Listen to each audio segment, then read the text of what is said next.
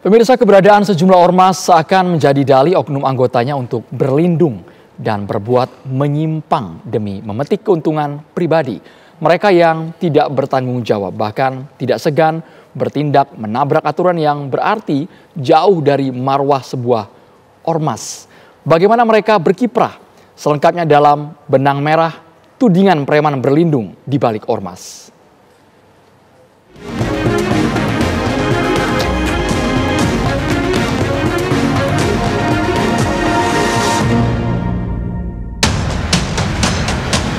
Kalau kau pengen tahu, gua jagoan yang megang GPU. Iya, Pak, ada nih gua nih. Iya, Pak. Pak.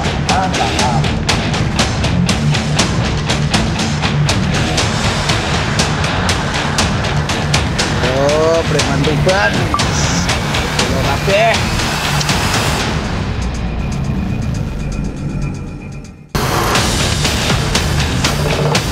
Rentetan aksi premanisme oleh sejumlah oknum anggota organisasi masyarakat atau ormas di berbagai tempat tak pelak memunculkan anggapan ormas dimaksud bak sarang penyamuk. Segala atribut ataupun status sebagai anggota ormas yang melekat seakan menjadi magnet untuk memperoleh pengakuan dari masyarakat. Pengakuan itu dianggap mampu meninggikan citra, menguatkan legitimasi dan pengaruh oknum bersangkutan di lingkungannya. Di sisi lain, oknum juga akan merasa memperoleh perlindungan dari ormas terkait.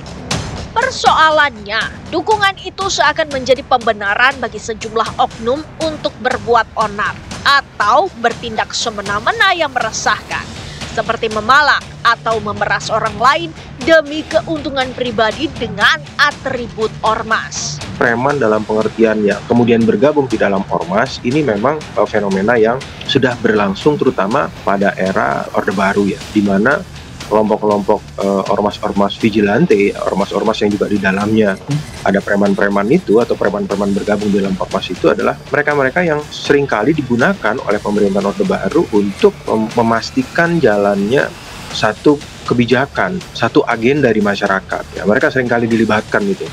Apakah untuk pengamanan proyek gitu ya, untuk mengawasi jalannya satu program pembangunan gitu ya, karena mungkin aparat keamanan kurang ya, mereka yang kemudian dilibatkan. Masuk era reformasi. Nah, di era reformasi mereka juga kemudian melakukan proses transformasi. Ormas-ormas vigilante ini melakukan proses transformasi. Kenapa? Karena mereka punya masa yang cukup banyak dan mereka dalam tanda kutip karena anggotanya ini nggak bekerja, nggak punya pekerjaan tetap, mereka bisa menghidupi anggota-anggotanya itu yang kelompok-kelompok preman ini lewat pendapatan-pendapatan ilegal gitu ya. Termasuk masuk ke kawasan-kawasan industri, minta uang, ngajuin proposal dan segala macam. Nah, di era reformasi mereka bertransformasi dengan menjalin hubungan yang mesra dan harmonis dengan kelompok elit-elit politik lokal. Kenapa? Karena elit politik lokal pada saat pemilu, ya pilkada atau pemilihan legislatif, gitu bahkan pilpres, ini membutuhkan saluran politik ke masyarakat. Nah, saluran politik yang juga dinilai efektif selain partai politik itu adalah ormas-ormas ini.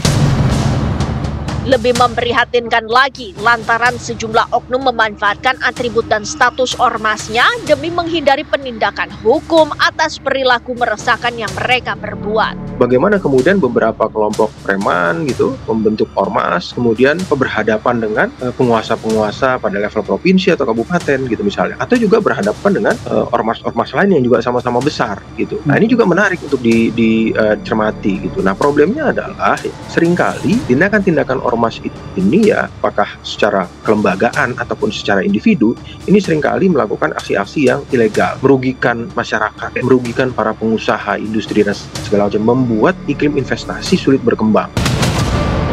Keberadaan ormas di masyarakat seolah berserak, beradu pengaruh dan kepentingan. Adu kuat itu pula yang kerap memunculkan gesekan-gesekan yang menyulut perselisihan di antara mereka. Insiden yang terjadi di Blora, Jawa Tengah beberapa waktu lalu memberikan gambaran itu. Kala itu, dua organisasi massa ribut karena salah satu menilai yang lainnya ilegal. Keributan itu membuat suasana di sekitar markas masing-masing ormas mencekam.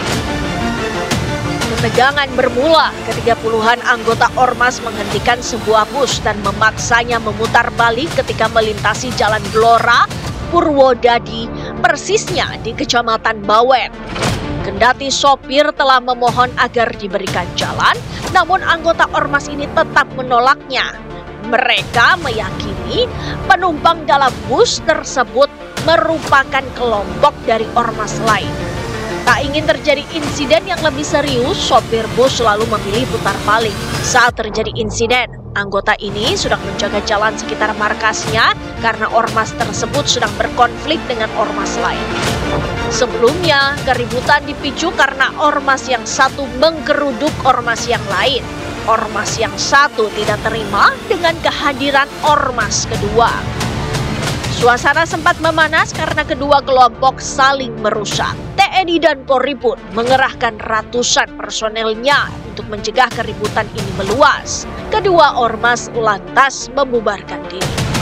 Menindaklanjuti insiden tersebut, pihak berwenang kemudian melakukan mediasi. Kedua pihak sepakat untuk mengakhiri perselisihan. Ormas kan bukan cuma satu gitu ya. Karena sebagian preman-preman ini kemudian menyadari, wah ternyata kalau punya ormas kita jauh lebih bisa bernegosiasi nih dengan elit politik gitu ya, dengan kelompok masyarakat yang lain. Akhirnya apa? Akhirnya terjadi persaingan di antara ormas. Tak jarang kemudian menimbulkan kericuhan, konflik, bahkan sampai ada yang meninggal dunia ataupun luka. Kita sering sekali mendengarkan berita itu. Jadi akar masalahnya ada perebutan sumber daya juga di level preman-preman yang kemudian berjubah ormas ini. Perebutan sumber daya ekonomi disebut-sebut sebagai pemicu yang kerap muncul di balik konflik dan kekerasan antar ormas. Faktor lain yakni menyoal persaingan kekuasaan dan pengaruh di masyarakat. Sebab faktor itu pula yang lagi-lagi berujung pada penguasaan sumber daya ekonomi. Masalah berikutnya yang tak kalah pelik yaitu kurangnya regulasi yang efektif. Alhasil, situasi itu seakan memberi celah bagi ormas untuk bersaing secara tidak sehat, utamanya dalam memperebutkan sumber daya ekonomi. Kalau misalnya ormas ini jumlahnya besar, lalu mereka minta kepada pengusaha-pengusaha yang mau menanamkan, bukan hanya pengusaha besar, UMKM pun juga tidak lepas dari todongan ataupun perasaan mereka gitu. Itu juga mengganggu tuh iklim investasi, mau skala kecil, mau skala menengah, sampai yang skala besar gitu. Dan menurut saya memang harus ada tindakan tegas terhadap hal ini ya, saya kira. Merespons maraknya ormas yang bertindak meresahkan, pemangku kepentingan merasa perlu adanya sistem pengawasan yang lebih kuat. Berangkat dari ide itu, gagasan untuk merevisi undang-undang ormas pun menggema, walau tidak lepas dari suara pro dan kontra. Diakui tidak semua ormas terlibat dalam kegiatan premanisme. Masih banyak ormas yang mengusung tujuan mulia dan melakukan kegiatan nyata yang manfaatnya benar-benar dirasakan oleh masyarakat.